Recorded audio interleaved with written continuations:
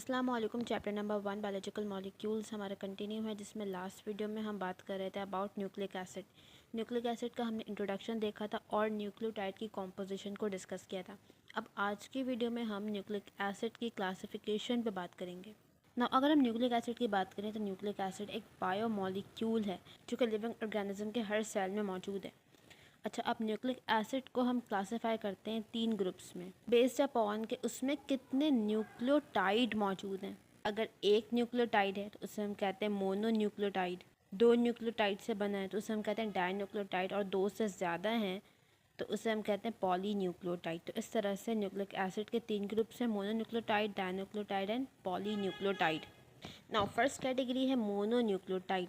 देखो, हमारे सेल में जो न्यूक्लियोटाइड्स मौजूद हैं वो ज़्यादातर पॉली न्यूक्लियोटाइड की फॉर्म में है और वो उस तरह से फंक्शन परफॉर्म कर रहा है।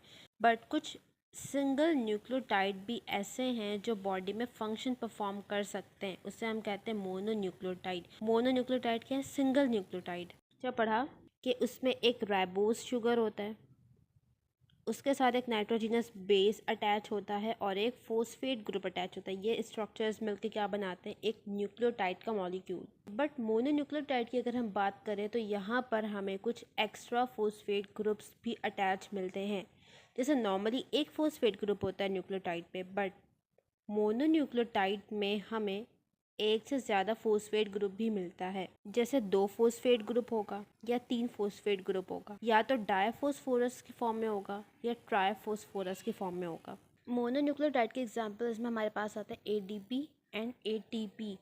एडीपी की फुल फॉर्म होती है एडिनोसिन डाइफॉस्फेट और एटीपी की फुल फॉर्म होती है एडिनोसिन ट्राइफॉस्फेट। नाउ इस डायग्राम में देखो, एटीपी का स्ट्रक्चर है और एडीपी का स्ट्रक्चर है। यहाँ पर हम देख सकते हैं कि सबसे पहले राइबोस शुगर है। इस राइबोस शुगर के साथ एक नाइट्रोजिनस बेस अटैच है। यहाँ पर नाइट्रोजिनस बेस कौन सा होगा? एटीपी और एडीपी के केस में एडिनिन। इसीलिए हम इसे कहते हैं एडिनोसिन ट्राइफॉस्फेट और एडिनोसिन डाइफॉस्फेट। एडिनोसिन मतलब यहाँ पे एडिनिन बेस अटैच है।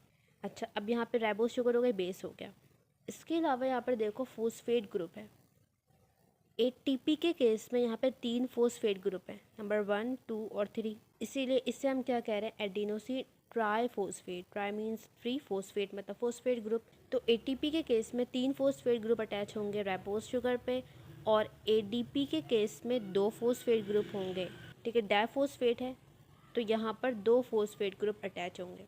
तो मोनोन्यूक्लियोटाइड का स्ट्रक्चर बिल्कुल न्यूक्लियोटाइड की तरह ही होगा, सिर्फ इसमें फ़र्क क्या होगा कि फोस्फेट ग्रुप एक्स्ट्रा अटैच होंगे। किसी मॉलिक्यूल में 3 फोस्फेट ग्रुप होंगे, किसी में 2 फोस्फेट ग्रुप होंगे। नाउ अब अगर हम बात करें फंक्शन की कि मोनोन्यूक्लियोटाइड क्यों इतने ज़्यादा इंपॉर्टेंट है और ये क्या फंक्शन परफॉर्म कर रहा है सेल में, तो एटीपी जो मॉलिक्यूल है इसका फंक्शन है सेल में एनर्जी प्रोवाइड करना। ठीक है, एटीपी को हम कहते हैं energy currency of cell. ATP stored form है एनर्जी की। इस मॉलिक्यूल में एनर्जी स्टोर है। अभी हम देखेंगे कैसे एनर्जी स्टोर है। और जब भी सेल को एनर्जी चाहिए होती है, ये एटीपी का मॉलिक्यूल ब्रेक होता है और इसमें से क्या रिलीज़ हो जाती है? एनर्जी। और इस तरह से सेल की एनर्जी की रिक्वायरमेंट पूरी होती है। अब इस डायग्राम में देखो, इसमें हमें ये शो किया हुआ है कि एटीपी का मॉलिक्यूल कैसे एनर्जी प्रोवाइड करता है। देखो, हमने बात की एटीपी में 3 फोस्फेट ग्रुप्स अटैच हैं। तो यहाँ पर ये जो फोस्फेट बॉन्ड है ना, ये हाई एनर्जी बॉन्ड है। हाई एनर्जी का क्या मतलब है कि जब ये बॉन्ड ब्रेक होगा तो यहाँ से बहुत ज़्यादा एनर्जी रिलीज़ होगी। तो इस डायग्राम में देखो, एटीपी का मॉलिक्यूल है, एडेनिन बेस है, राइबोस शुगर है, 3 फोस्फेट ग्रुप है, एटीपी का मॉलिक्यूल है। अब फॉर एग्जांपल सेल को एनर्जी चाहिए। ठीक है, एनर्जी सेल में कम है, सेल को एनर्जी चाहिए, तो यहाँ पर क्या होगा कि इस एटीपी के मॉलिक्यूल में जो 3 फोस्फेट ग्रुप हैं, यहाँ से एक बॉन्ड ब्रेक होगा और एक फोस्फेट यहाँ से रिलीज़ हो जाएगा। अब क्योंकि ये हाई एनर्जी बॉन्ड था, तो जब ये बॉन्ड ब्रेक होगा, फोस्फेट रिलीज़ होगा, तो साथ में यहाँ पे क्या रिलीज़ होगी? एनर्जी रिलीज़ होगी। और फिर इस एनर्जी को सेल अपने फंक्शन के लिए यूटिलाइज़ करेगा। अब जब एटीपी के मॉलिक्यूल से एक फोस्फेट ग्रुप निकल गया तो ये डाइफॉस्फेट बन गया। ठीक है। अब एटीपी का मॉलिक्यूल किस में कन्वर्ट हो गया, एडीपी में, एडेनोसिन डाइफॉस्फेट में। अब जब उस पर्सन ने फूड लिया तो फूड से क्या मिली, बॉडी को एनर्जी मिली, ठीक है, सेल्स में एनर्जी आई। तो अब यहाँ पे एनर्जी भी है जो कि फूड से आई है, फोस्फेट ग्रुप भी है। तो अब इस एनर्जी की मदद से फोस्फेट ग्रुप दोबारा से इस एडीपी में ऐड हो जाएगा और ये एडीपी क्या बन जाएगा, एटीपी। फिर अगेन जब सेल को एनर्जी की नीड होगी, एटीपी ब्रेक हो जाएगा एटीपी में। तो इस तरह से ये एटीपी एडीपी साइकिल है जो कि सेल में कंटिन्यू रहती है। एटीपी का एक मॉलिक्यूल जब एडीपी में कन्वर्ट होता है तो यहाँ से कितनी एनर्जी रिलीज़ होती है, 7.3 किलो कैलोरी पर मोल। इतनी एनर्जी रिलीज़ होगी जब एक फोस्फेट ग्रुप रिमूव होगा। तो इतनी ज़्यादा इम्पॉर्टेंस है एडीपी और एटीपी की। अगर ये मॉलिक्यूल्स ना हो तो सेल में कोई भी मेटाबॉलिज्म, कोई भी फंक्शन नहीं हो सकता, क्योंकि हर फंक्शन के लिए एनर्जी की रिक्वायरमेंट है। अब नेक्स्ट है डाई न्यूक्लियोटाइड। नाम से पता चल रहा है डाई मीन्स टू, न्यूक्लियोटाइड। ऐसे मॉलिक्यूल्स होंगे जिसमें 2 न्यूक्लियोटाइड होगा, ठीक है। 2 न्यूक्लियोटाइड मिलके क्या बनाएंगे, dinucleotides. 2 nucleotide covalently bonded together to form dinucleotide. 2 nucleotide में कोवेलेंट बॉन्ड फॉर्म होगा और वो क्या बन जाएगा, डाई न्यूक्लियोटाइड। एग्जाम्पल इसकी मौजूद है NAD, NADH2, FADH2। NAD means nicotine amide adenosine dinucleotide और FAD means flavin adenine dinucleotide. ये पॉइंट्स तो हमने पढ़ लिए। अब इसका स्ट्रक्चर देखो यहाँ पे हमारे पास 2 न्यूक्लियोटाइड मौजूद है, ठीक है, नंबर 1, नंबर 2। 2 राइबोस शुगर दिख रहा है कि राइबोस शुगर, एडिनिन बेस और फोस्फेट ग्रुप, ये क्या हो गया, एक न्यूक्लियोटाइड। यहाँ पे राइबोस शुगर, फोस्फेट ग्रुप और नाइट्रोजिनस बेस, ये क्या बन गया, सेकंड न्यूक्लियोटाइड।